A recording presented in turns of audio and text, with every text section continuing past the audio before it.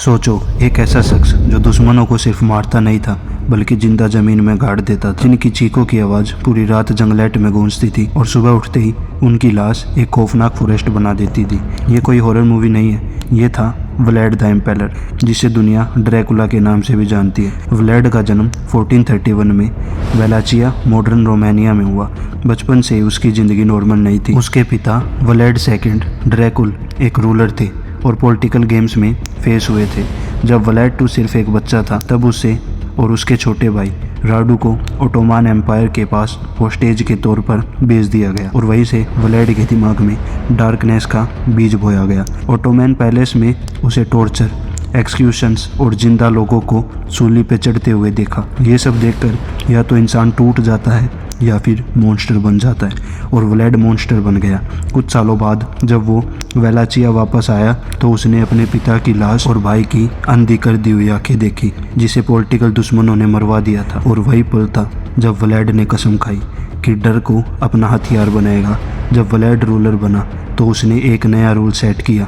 Crime का मतलब मौत, झूठ का मतलब मौत और गद्दारी का मतलब सबसे भयानक मौत। व्लाड की फेवरेट पनिशमेंट थी इम्पेलमेंट, जिसमें लोगों को एक लंबी नुकीली लकड़ी पर जिंदा गाड़ दिया जाता, धीरे धीरे, जब तक वो तड़प कर बढ़ ना जाए। कहते हैं व्लाड इस टॉर्चर को इतना केयरफुल करता था कि विक्टिम घंटों तक जिंदा रहे। और सबसे क्रीपी बात ये थी कि व्लाड अक्सर इन लाशों के बीच बैठकर खाना खाता था, जैसे मौत उसके लिए डेकोरेशन हो। उसकी कैपिटल के बाहर एक पूरा फॉरेस्ट ऑफ द इम्पेल्ड बन चुका था, जहाँ हजारों लाशें खड़ी होती थी और जो भी दुश्मन वहाँ पहुँचता उसके दिल लड़ने से पहले ही हार जाता। ओटोमैन सोल्जर्स व्लाड के खिलाफ आए, पर उन्होंने जब वो लाशों का जंगल देखा तब कई सोल्जर बिना फाइट के वापस लौट गए। पर व्लाड सिर्फ एक क्रूअल रूलर नहीं था, पर वो एक जीनियस भी था। वो रात के अंधेरे में अटैक करता, अपने ही शहर को जला देता ताकि दुश्मनों को कुछ ना मिले। और लोग कहते हैं व्लाड कभी कभी अपना खून वाइन में मिलाकर पीता था ताकि दुश्मन सोचे कि वो इंसान नहीं कुछ और है। इसी वजह से धीरे धीरे लोगों में अफवाह फैल गई कि व्लाड वैम्पायर है जो खून पीने से जिंदा रहता है। जब व्लाड मरा तब उसकी लाश को लेकर भी मिस्ट्री बनी रही। कुछ कहते हैं उसका सर काटकर अलग जगह दफनाया गया और कुछ कहते हैं उसकी कब्र खाली मिली, और यही से ड्रैकुला की इमोर्टल लेजेंड पैदा हुई। ब्रैम स्टोकर ने इसी व्लाड से इंस्पायर होकर ड्रैकुला लिखा, पर सच ये है कि रियल व्लाड फिक्शन से ज़्यादा खतरनाक था, क्योंकि वो मॉन्स्टर कहानी में नहीं हकीकत में जिंदा था।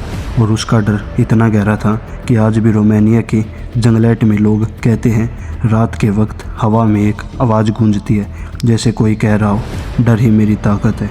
अगर तुम्हें ऐसी real life horror, dark history और लेजेंडरी मॉन्स्टर की कहानियाँ पसंद है तो सब्सक्राइब ज़रूर करना, क्योंकि अगला करैक्टर शायद व्लाड से भी ज़्यादा खौफनाक हो। मिलते हैं नेक्स्ट वीडियो में, बाय।